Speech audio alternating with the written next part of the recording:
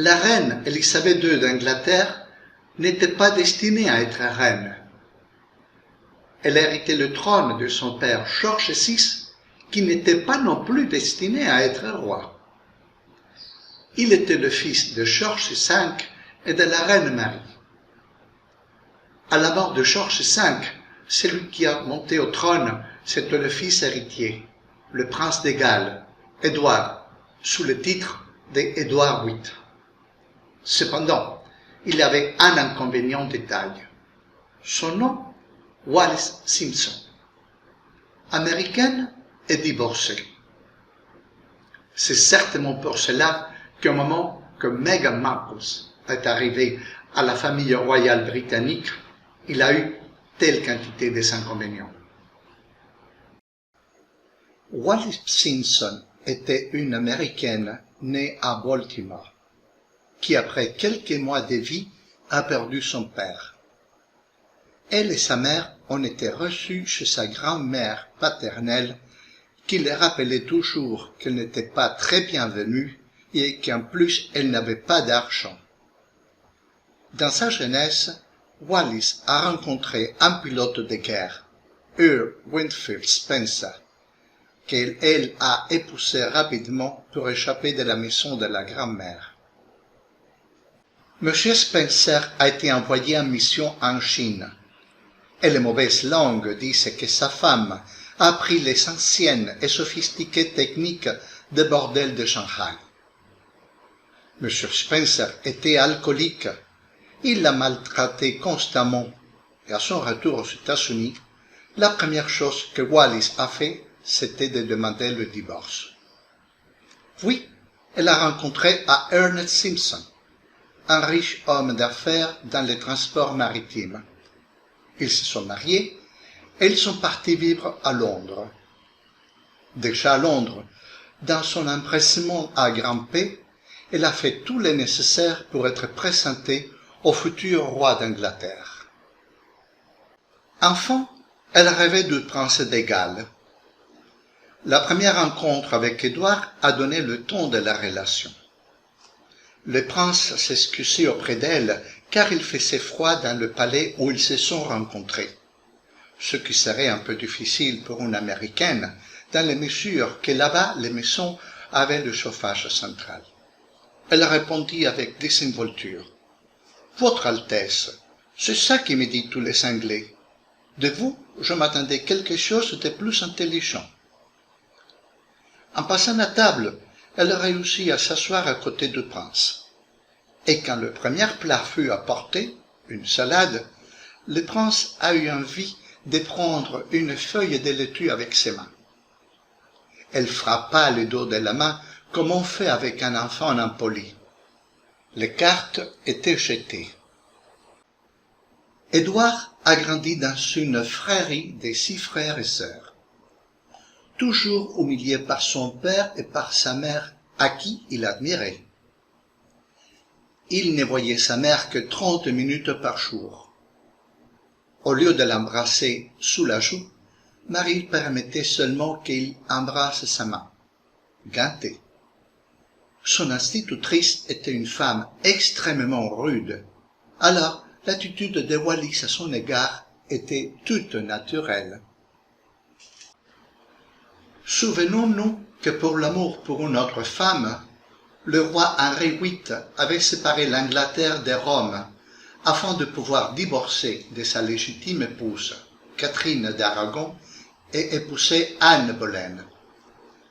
N'ayant pas obtenu l'autorisation du divorce du pape, il créa l'église anglicaine, dont le roi est le premier représentant, comme si c'était un pape.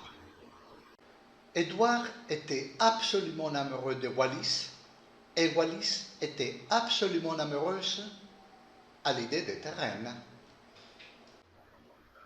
Le Parlement anglais était contre ce mariage. Édouard décide d'abdiquer le trône au profit de son frère Georges, et part rapidement pour la France, où Wallis l'attendait pour se marier. À partir de ce moment, ils vécurent heureux jusqu'à la mort d'Édouard en 1972, et elle le suit 14 ans plus tard. En tout cas, c'est ça qu'il nous raconte d'une manière très édulcorée, les magazines du cœur. Mais la réalité était bien une autre.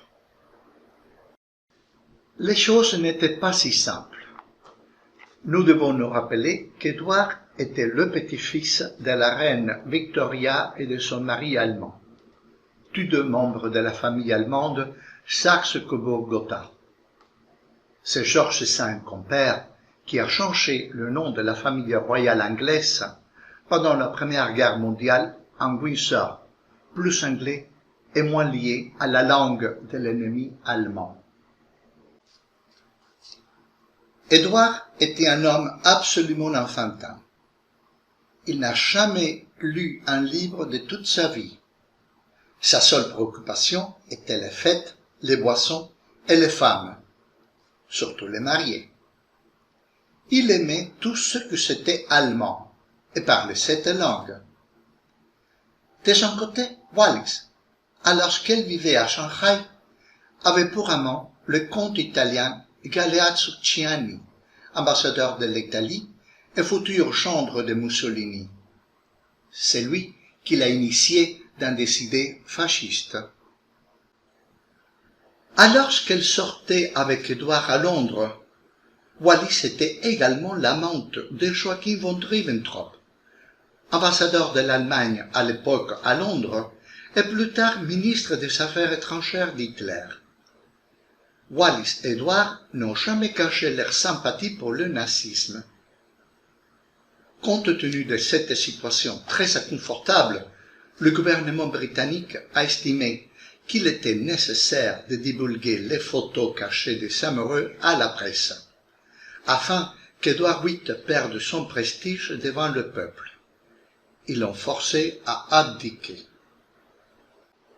Quelques mois plus tard, après leur mariage en France, ils se sont présentés à Berlin où Hitler, très habilement, traita Wallis comme « Son Altesse Royale », un titre qui lui était interdit en Angleterre.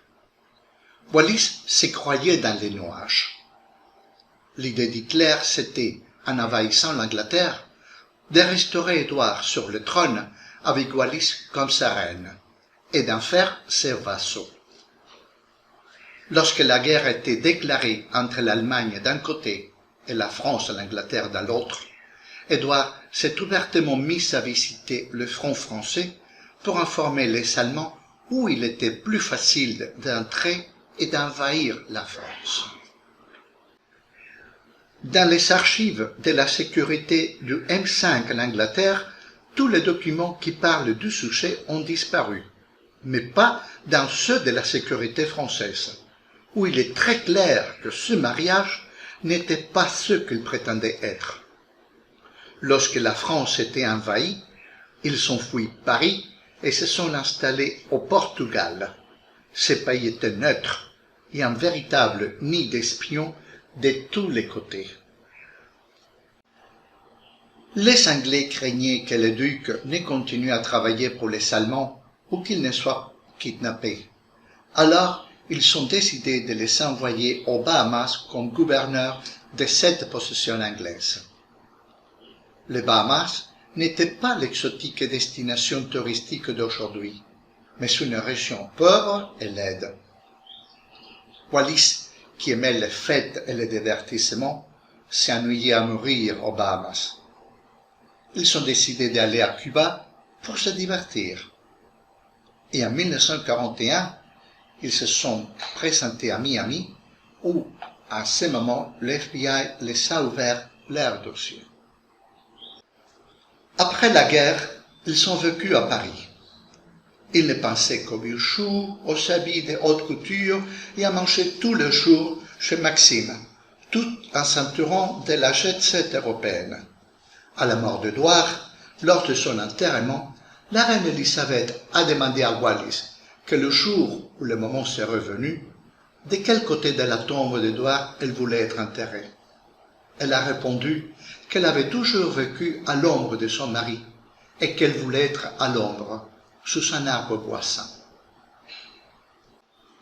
La vieillesse de Wallis Simpson fut infâme.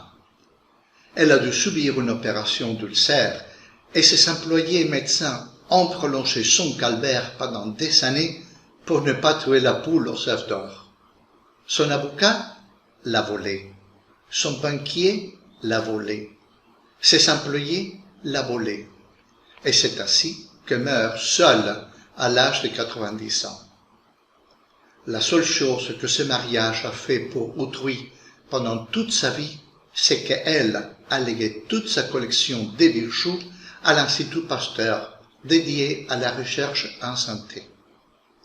La seule unique condition était que cet argent ne soit pas utilisé dans la recherche animale. Maintenant que je vous ai raconté cette histoire, évidemment, sans tenir compte de ce qui est politiquement correct ou incorrect, comprenez-vous la réticence envers Meghan Markle? Voyez-vous les différences qu'il y a entre ce que nous raconte le magazine de cœur et la réalité? Et vous-même, qu'est-ce que vous en pensez? Et si vous me laissiez vos messages en bas? Comme d'habitude, si mon émission vous a plu, je vous prierai de bien vouloir vous abonner, sans oublier s'il vous plaît de faire clic sur la petite cloche. Merci.